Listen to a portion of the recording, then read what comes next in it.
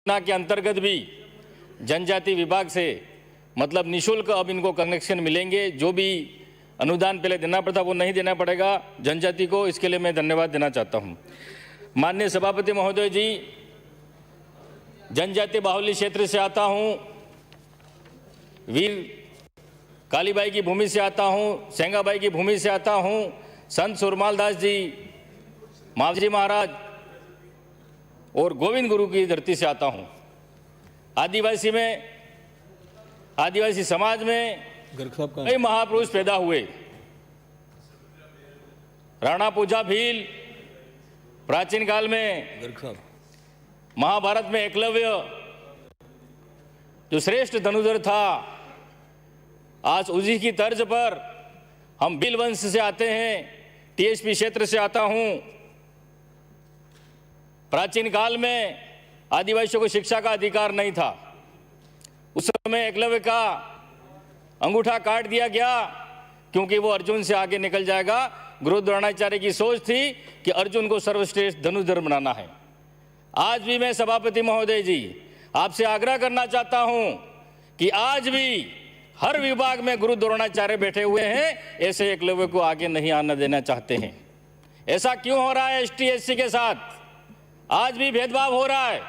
आज भी हमारे क्षेत्र की बात कर रहा हूं, आज भी वहां पर खाट पे बैठने का अधिकार नहीं है। कई ऐसे गांव हैं, कई ऐसी पंचायतें हैं, वहां नाम मात्र के प्रधान हैं, कोई नाम मात्र के सरपंच हैं, वहां उप सरपंच चलाता है, उप प्रधान चलाता है। ऐसी स्थिति आज भी है। ये ऐसा सिस्टम क्यों चल रहा है? प्रशासन कार्रवाई क्यों नहीं कर रहा है? हमारे मंत्री जी भी बैठे हुए हैं, आप भी इस बात से अवगत हैं। तो आदिवासी का अर्थ है आदिवासी, आदि काल से यहां निवास करने वाला आदिवासी। लेकिन आदिवासियों को आज अधिकार नहीं दिए जा रहे। आदिवासियों के पूरे अधिकार जो मांगता है उसके झूठे मुकदमे भी कई लगा दिए जाते हैं। आज हमारे डूंगरपुर की स्थापना राजा डूंगर बरंडा, भीलों का सरदार था, वो राजा था, उसके नाम से डूंगरपुर का इतिहास है। लेकिन आदिवासी अनपढ़ होने के नाते, अनभिज्ञ होने के नाते उसका इतिहास दबा दिया गया, आदिवासियों को आगे नहीं आने दिया गया। और आज भी ऐसा ही हो रहा है। हमारा आदिवासी का जो भी बजट है वो आदिवासी पे पूरा खर्च नहीं हो रहा है, वो आदिवासियों का बजट कहीं और खर्च हो रहा है। ये माननीय सभापति में महोदय जी मैं आपसे कहना चाहता हूं। हमारी टीएसपी क्षेत्र में दो ही मांग है सर हमारी, विशेष करके इसके अलावा कोई मांग नहीं है।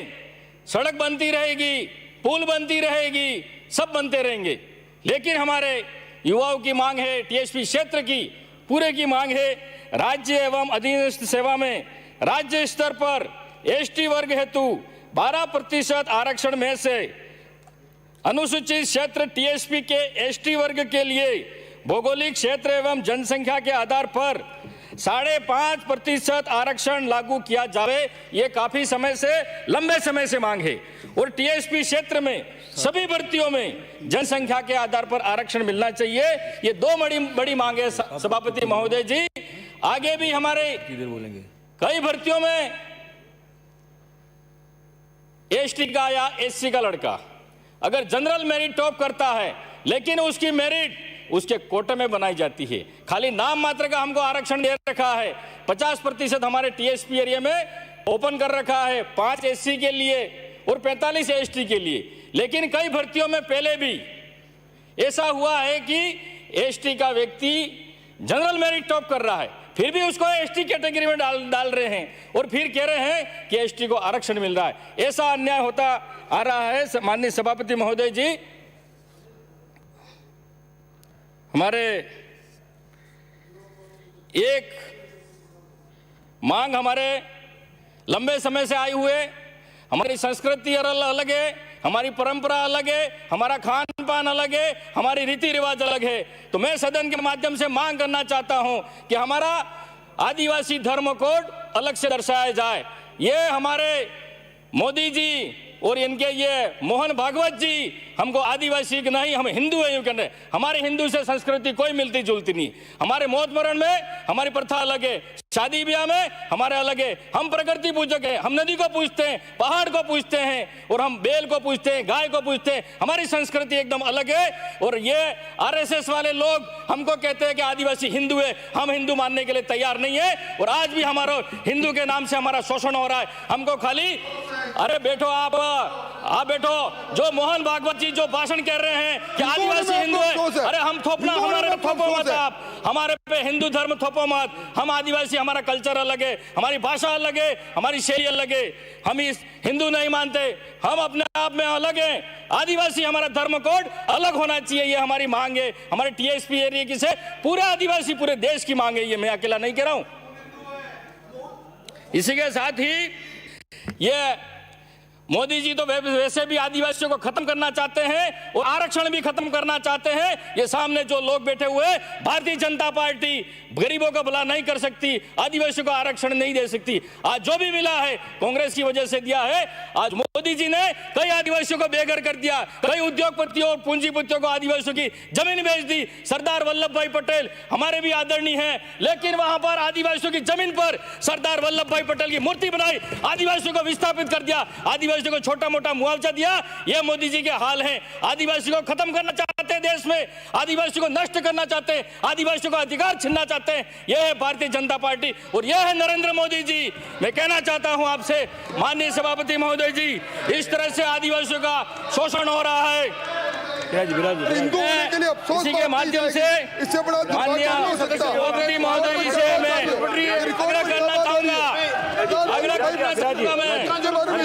जिन्होंने देश आदिवासियों के साथ देश की मांग विराजिए, आप भी विराजिए प्लीज। माननीय सदस्य विराजिए माननीय सदस्य। आदिवासियों को प्राचीन, मेरी बात सुनिए आप सर, सब्जेक्ट पे बोलिए। सब्जेक्ट पे बोल रहा हूं। कारण उत्तेजना पैदा मत करिए, कोई इशू नहीं है।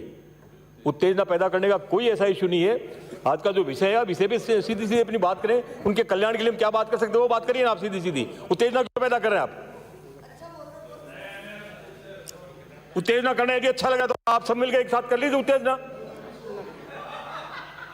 अच्छा बोल रहे हैं आप, निर्णय करेंगे। अच्छा बोल रहे हैं, खराब बोल रहे हैं। सर, मुझे मेरे धर्म, आदिवासी धर्म कोड मांगने का अधिकार नहीं है। आज एकलव्य को भी उसका अंगूठा काट दिया प्राचीन काल में, उसको आगे नहीं आने दिया। आज मुझे भी आप आगे बोलने नहीं दिया जा रहा है। आज तक आदिवासियों को पीछे ही धकेल दिया जा रहा है। आदिवासियों को कब आगे आने दोगे?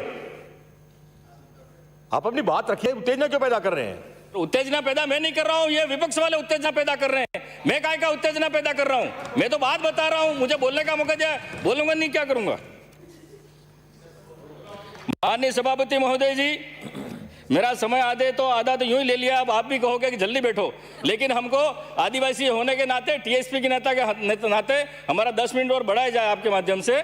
माननीय सभापति महोदय जी, हमारे एक बाबूलाल जी खराड़ी जो जाडोल से आते हैं, उन्होंने जो मांग रखी वो मैं भी मांग रखना चाहता हूं। 1/11/1996 में मेवाड़, मावली, वल्लभनगर, भिंडर, कानोड़, कुड़ाबड़, गिरवा क्षेत्र में जो आदिवासी राजस्व रिकॉर्ड में पहले आदिवासी मीणा भील थी, लेकिन उसके बाद उनको मीणा रावत कर दिया, क्या राजपूत बना दिया। तो उन क्षेत्र की मांग है, समस्या है, उनके पास जमीन खाने के लिए अनाज नहीं है, कपड़े नहीं है, लेकिन डरा धमका कर राजनीतिक स्वार्थ के कारण उन आदिवासियों को राजपूत बना दिया गया। ओबीसी में मैं मांग करता हूं आपसे कि वापस उनको एसटी में दर्ज किया जाए। इनके पास रिकॉर्ड भी है। ये चंद्र प्रकाश पुत्र मावा जाति मीणा, ये पहले 1995 के पहले, और 1995 के बाद उसको ये रावत बना दिया गया। ये मेरे पास प्रूफ है। तो प्रशासन क्या कर रहा है? जनजाति विभाग क्या कर रहा है? हमारा टीएडी विभाग क्या कर रहा है? आज आदिवासियों को जबरदस्ती धर्म परिवर्तन कराया जा रहा है। यह कैसा षड्यंत्र है? यह कैसी राजनीति है? आदिवासियों की जमीन हड़पने की, आदिवासियों के जाति और धर्म बदल रहे हो आप। ये कौन सी राजनीति है? मेरे पास प्रूफ है। ये 1995 के बाद टीएसपी क्षेत्र में जिसका भी मूल निवास बनाया हो उसका मूल निवास खत्म करा जाए, ये मैं सदन से मांग करना चाहता हूं।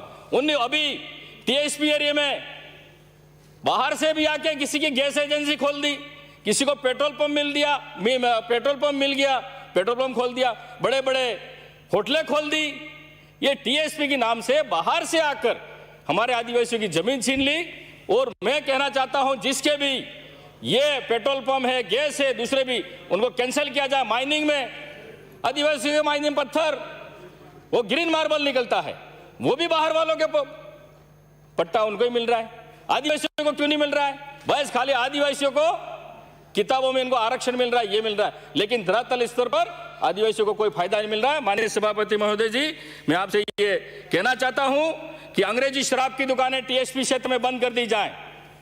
वहां जो नीलामी बोल रहे हैं, फिर आदिवासियों को बदनाम करो। हमारे टीएसपी क्षेत्र में अंग्रेजी शराब की दुकान बंद होनी चाहिए। अगर नीलामी बोलेगा तो आदिवासी ही बोलेगा, आदिवासी के अलावा वहां नीलामी नहीं कोई नहीं बोलेगा। नगर परिषद डूंगरपुर में पहले भी मैं मांग उठाता आया हूं, भले एमएलए नहीं बना था, इसके पहले भी मैंने मांग उठाई थी। पेरा फेरी के नाम पर आदिवासी वहां बरसों से बैठा हुआ है, 100-150 साल से बैठा हुआ है, लेकिन आज तक उसको उसके मकान का, जमीन का पट्टा अधिकार कुछ नहीं मिला है। जो मास्टर प्लान उन्होंने बना दिया है, वहां मौके पे तो पहले से लोग बैठे हुए हैं, लेकिन वहां नगर परिषद के बाबू एसी में बैठे बैठे, पदाधिकारी बैठे बैठे, हाँ ये जमीन खाली है, लेकिन वहां मौके पे नहीं गए कि वास्तविक में वहां सर्वे कराते, उसके बाद तुम मास्टर प्लान बनाते। तो जो ये मास्टर प्लान बनाया है, आपसे निवेदन करना चाहता हूं कि मास्टर प्लान कैंसिल करें और मालपुर, भाटपुर, माथुगमड़ा, गोकुलपुरा, भंडारिया, बोरी, जो आदिवासी लोग बैठे हुए हैं उनको अलग से शिविर लगाकर, सर्वे करवाकर उनको खातेदारी हक दिलाया जाए, ये मैं सदन से मांग रखता हूं। सभापति महोदय जी, नाम कम इसी के साथ ही नाम कम किए हमारे